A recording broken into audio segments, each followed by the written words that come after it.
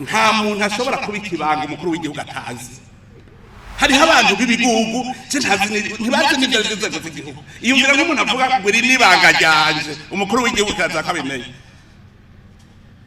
Ndabwire hariho abantu biyita abagwizatunga n'abakomisiyoneri.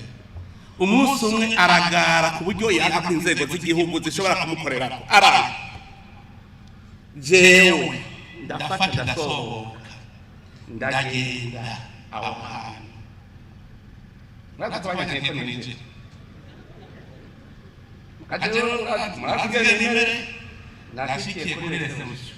Nicara umureceptionist ari ngaho imbere yanjye kajya namumara mushikira nicara n'amagisa andabo nafite nkuru n'abatabani. Sone ko cyo namutenera kandi mukuru w'igihugu. Imbwira umuntu ntiyashaka kwibwira ati uyu muri gitofa cy'ubwenda. Oyibaze nahica isa urabona ko yagatebe k'imbere ya reception gutya. Umwana w'umukobwa kabisa akandamaza naje kugira ngo zingirire imbere y'amakuru yo ngaho ni gute. Bone sawa akazi kagenda neza ego. None nari nkene amakuru bo ngo bose ntarazi. Aranyitsa yose ngo bose ntarazi.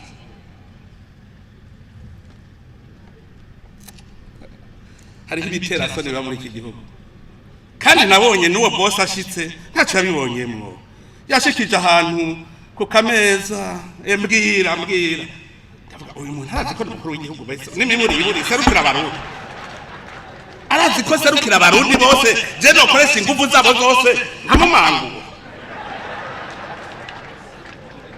Reka bene igihugu bampaye igufuri ry'amategeko nshatse ndaza nkugara nkurikije amategeko abene igihugu bampaye. Uretse kugaya umukuru w'igihugu cyane ngo nuko bisaba miliyari. Hari n'abandi baca bihaya ngo umukuru w'igihugu adatunze gusa umukuru w'igihugu ngo nta mukuru w'igihugu atagira umiliyari.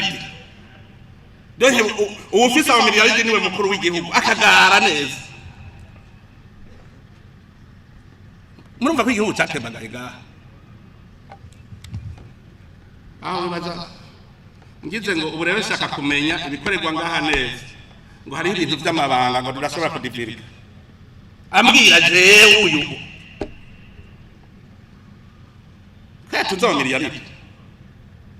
Yego nagiye nicishije bugufi ndigira nagapira nk'uko nyene yicarira mugirira gahana kataha muraje kari n'abapolisi bafata kuhana.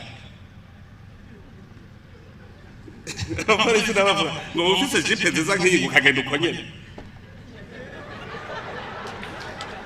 Nabonye igituma bwabona abakuru b'ibihugu mubaha ibi escorote n'abasoda benshi kugira ngo abo mukuru kumbe hajya nigiriye n'amaguru nkiyicarira ahantu sisubira kwita umukuru w'igihugu.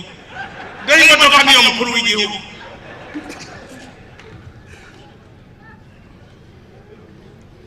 Imodoka niyo yabaye umukuru w'igihugu. Nkaya dogogo yatwara Yezu. Ijya dogogo ngo Yezu yagiriye ko yinjiriye Yerusalemu. Yarinjiye hanyuma kabona igene basasa ibikwembe amashami basasa icako igenda bandi nahasaba yigirira bakagute. Hanyuma rero Yezu yayivuye ko igaruka mwirigara yandi gizindi dogobe iragenda abantu bagiduka nigoga akakaja basasira ibikwembe. None ko batasasira bati burya ntibasasira wewe basasira ukuriko. None nanje banyemera kubiduka. None je ni mumbwiye igihugu kirimo abantu bameze uko bishima ku mahera ngira ingere cyotera imbere. Ahandi umuntu atunze niwe wa mbere usanga yicisha bugufi. Twebwe natwe n'urose utumiliyoni 10 uzamva avuga ngo ndakeneye polisi nkingira umutekano escort. Nzanda bavugira ibintu ngo ndakomeye ngo ndafise miliyoni 10 ndakwiye escort garde du corps. Igihugu cyotera imbere gifite abantu bameze gutyo gute.